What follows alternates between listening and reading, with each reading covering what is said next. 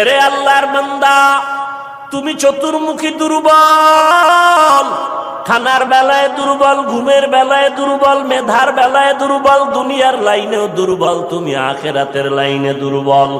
এখন যদি তুমি জান্নাতের পথে চলতে চাও, একা একা চলা যাবে না, তোমার সাহায্য নিতেই হবে। সাহায্য ছাড়া চলার কোনো রাস্তা নাই। তুমি কোরআন পড়তে জানো না, নবীর সুন্নত কোনটা বুঝো না। এখন যারা সুন্নত জানে, কোরআন জানে, তাদের কাছে যেতেই হবে। উলামায়ে আহলে হকের পরামর্শ ছাড়া চলার উপায় নাই। সাহায্য ছাড়া চলা যাবে না। সাহায্য তুমি কার থেকে নিবারে বাবা? এমন একজন থেকে সাহায্য নাও যার মধ্যে কোনো অভাব নাই, যার পেছনে কোনো স্বার্থ নাই। দুনিয়াতে নজর করে দেখলাম স্বার্থ ছাড়া কোনো মানুষ দুনিয়াতে নাই। আছে? অভাব ছাড়া কোনো মানুষ নাই। বরং টাকা যার যত বেশি, তার অভাব তত বড়। যারা যত বড় লোক, তারা অভাব তত বড়। অভাব গরিবের 100 টাকায় সমাধান হয়, বড় লোকের 1,00,000 টাকায় অভাব সমাধান হয় না। এই স্বার্থ ছাড়া, অভাব ছাড়া একজন পাইবা, তিনি আর কেউ নয়, আমার আল্লাহ।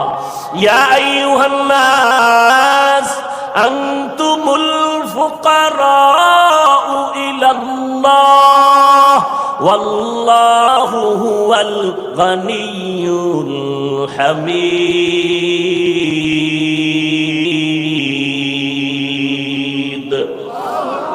गर तवक्कुल मी कुनी हर सुबह शाम, मेरा सनद रिज़्क़ तू अज़ला मकाम। বাহাদুরি করিও না রে বাবা, অন্যের সাহায্য ছাড়া চলা যাবে না। দোয়াও কিন্তু একটা সাহায্য, দোয়াও সাহায্য। সাহায্য ছাড়া চলা যাবে না। মা বাবায় দোয়া করে, এর সাহায্যে আমরা বড় হয়েছি। মা বাবার ক্লান্ত পরিশ্রমের কারণে আমরা বড় হয়েছি, মা বাবার সহযোগিতায় বড় হয়েছি। কিন্তু স্বার্থ ছাড়া জমিনের মধ্যে কোনো মানুষ নাই, অভাব ছাড়া কেউ নাই। যার কোনো অভাব নাই তিনি হলেন আমার আল্লাহ, যার কোনো স্বার্থ নাই তিনি আমার আল্লাহ। এরে বান্দা, নিজের বড় মনে করলে ধ্বংস অনিবার্য। আল্লাহর এক বান্দা বড় আবেদ, আমার নবী সাহাবায়ে কেরামদের ঘটনা শুনাইতেছেন। বড় আবেদ, বনি ইসরাইলের ভেতরে নাম বড়, নাম ডাক বেশি, এত ইবাদত করতেছে। একদিন সিদ্ধান্ত নিয়ে নিল, ঘরের মধ্যে থাইকা ইবাদত একুরেট হয় না, মানুষের সাথে চলাফেরা, মানসিকতা নষ্ট হয়ে যায়। সিদ্ধান্ত নিয়া পাহাড়ের বিরকিতে কিনারায় চলে গেল। পাহাড়ের উপরে উঠা ছোট্ট একটা রুম বানাইয়া ওইখানে আল্লাহর বান্দা ইবাদত করে। পাহাড়ের চূড়ায় সাধারণ মানুষ সেখানে যায় না, মন মানসিকতা নষ্ট হয় না। আল্লাহর বান্দা পাহাড়ের চূড়ায় গিয়া ইবাদত করে। ঘরের ভেতরে মা বড় একা, আম্মা জান ঘরের মধ্যে বসে মোটামুটি জীবন যাপন করে। সন্তান আসে না, ইবাদতের মজা পাইয়া পাহাড়ের চূড়ায় উঠে ওখানে ইবাদত করে। একদিন মা মনে মনে ভাবলেন, আমার সন্তান আমার কাছে না আসলে তো আমি ও থাকতে পারে, আমি মা তো থাকতে পারি না। কারণ আমি মা, সন্তানের আমি গর্ভধারণ করে কত কষ্ট করেছি। মা সিদ্ধান্ত নিল, আমি হেঁটে হেঁটে পাহাড়ের কিনারায় যাইয়া আমার বাবার চেহারাটা একটু দেখা কলবেরে সান্ত্বনা দিব। আম্মা জান ঘুমের থেকে উঠা সকালবেলা সূর্যের গরম যখন শুরু, হেঁটে হেঁটে পাহাড়ের কিনারায় চলে গেলেন। আল্লাহর বান্দা আবেদ পাহাড়ের চূড়ায় ইবাদত খানায় নামাজ পড়ে আর আল্লাহরে সেজদা দেয়। আম্মা জান পাহাড়ের কিনারায় যাইয়া সূর্যের আলোতে উপরে তাকাইতে কষ্ট হয়, হাতটাকে কপালের সামনে নিয়ে ছায়া দিয়া উপরে হালকা ভাবে তাকাইয়া এরপরে ডাক দিলেন, এই সন্তান, আমি তোর মা পাহাড়ের কিনারায় আসছি, একটু দেখা দাও। আমি মা তোমার চেহারাটা দেখার জন্য পাগলের মতো হয়ে গেলাম। আল্লাহর বান্দা পাহাড়ের উপর থেকে মায়ের কণ্ঠের আওয়াজটা শুনছে।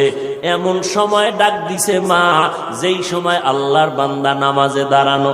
চিন্তায় পড়ে গেল, এখন কি মায়ের ডাকে সাড়া দিব নাকি আমার মাওলার সাথে আমি কথা বলবো। সিদ্ধান্ত নিয়েই বান্দা মায়ের ডাকে আর সাড়া দেয় নাই, নামাজে দাঁড়ায় গেল, নামাজের ভিতরে মশগুল হয়ে গেল।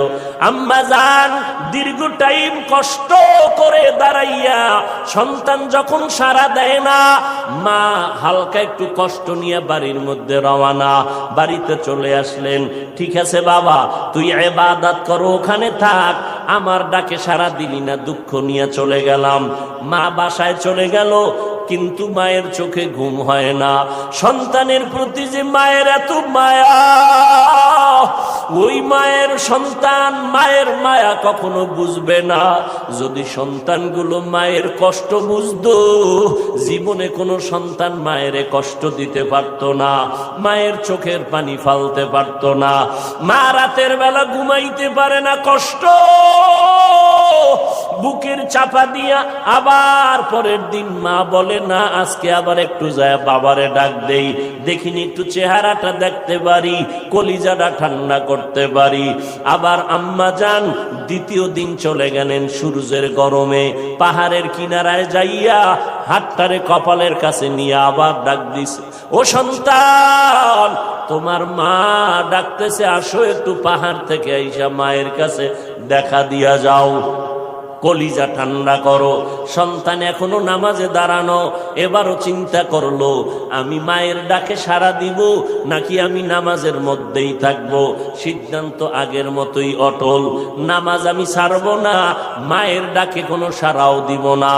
মা দ্বিতীয় দিনের মতো কষ্ট পাইয়া বিদায় নিয়ে বাসায় চলে গেলে, কিন্তু মা মনেরে বুঝাইতে পারে না সন্তানের কষ্ট কখন মন থেকে যায় না। এরে আল্লাহর বান্দা, স্বামী আর স্ত্রী এক জায়গায় ঘুমায়, হঠাৎ একদিন তাকায় দেখে স্ত্রী বালিশে মাথা লাগাইয়া গুনগুন গুনগুন করে কান্না করে। আব্বা জান জিজ্ঞাসা করে, বিবি কাঁদো কেন? কয় তোমার ঘুম, তুমি ঘুমাও, আমি মনের দুঃখে কাঁদি। বলে কি দুঃখ? তোমার জানার দরকার নাই। মা চায় বাবায় জানো, না জানে তো বাবাও দুঃখ পাবে। স্বামী বেচারা কয়, না বলো তুমি কেন কাঁদো, আমার মনে বড় কষ্ট লাগতেছে, কেন কাঁদো বলো। মা চোখের পানি ছেড়ে কয়, স্বামী আমার সন্তানের জন্য আমি জীবনটা বিলায় দিলাম, আজকে 7টা দিন হয়ে গেছে সন্তান আমারে মা বলিয়া ডাক দেয় না, আমি পাগলের মতো হয়ে গেছি। বলে কেন ডাকে না? বলে সন্তান একটা অন্যায় করতেছিল, আমি একটু ধমক দিছি, সন্তান রাগ করে আর আমার সাথে কথা বলে না। ঘরে আইসা প্লেটটা নিয়ে খানা খাইয়া পেছনের দরজা দিয়ে চলে যায়, আমার দিকে তাকায় না। এবার বাবায় বলে, বিবি তুমি আরামে ঘুমাও, সন্তানের চিন্তায় ঘুম নষ্ট করিও না, আজকে না কালকে সন্তান বুঝতে পারলে তোমার কাছে আইসা মাপ চাবে। মা ডাক দিয়ে কয়, স্বামী আমার, তুমি আমারে যত বুঝাও, আমি যতবার খানার প্লেট নেই আমি খানা মুখে দিতে পারি না, তোমারে বুঝাইতে পারি না আমার খানার থেকে ঘুমের থেকে সন্তানের মা ডাকে এত মজা। সন্তান যখন আম্মু বলিয়া ডাক দেয়, কলিজা ঠান্ডা হয়ে যায়। ও সন্তানেরা, ওই মা বাবা যারা কবরে রাইখে আজকে বাহাদুরি করো রে বাবা, ওই আল্লাহর বান্দি দ্বিতীয় দিনও কষ্ট পাইয়া বিদায়, কিন্তু রাতের ঘুম নাই, মনের মধ্যে বড় কষ্ট। নবীজি সাহাবায়ে কেরামদের সামনে ঘটনা বলেন আর কাঁদতেছেন, সাহাবায়ে কেরামরাও কান্নার আওয়াজ। মায়ার নবী বলেন, ও সাহাবায়ে কেরাম, ওই মা তৃতীয় দিন আবার চলে গেল পাহাড়ের কিনারায়, যাইয়া ডাক দিছে, বাবা একবার না দুইবার না, তৃতীয়বারের মতো আমি তোমার দরজায় এসে গেলাম, একটু পাহাড় থেকে নাইমা সারা দাও। আজও সন্তান নামাজে দাঁড়ানো, আল্লাহর মহব্বতে আর মায়ের ডাকে সারা দেয় না। 2 দিন মা কষ্ট পাইয়া কিছু বলে নাই, চলে গেছে। আজকে কষ্ট পাইয়া আর নিজের কন্ট্রোল করতে পারে না, আসমানের দিকে তাকাই একটা কথা বলিয়েই ফেলছে। আসমানের দিকে তাকাইয়া বলে, ও আসমানের মালিক,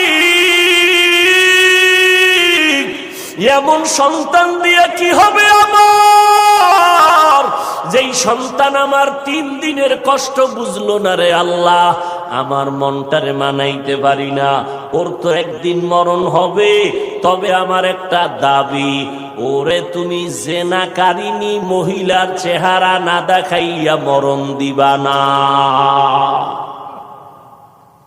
কঠিন এক কথা আসমানে লাগাই দিলেন, আসমানে কবুল হয়ে গেছে।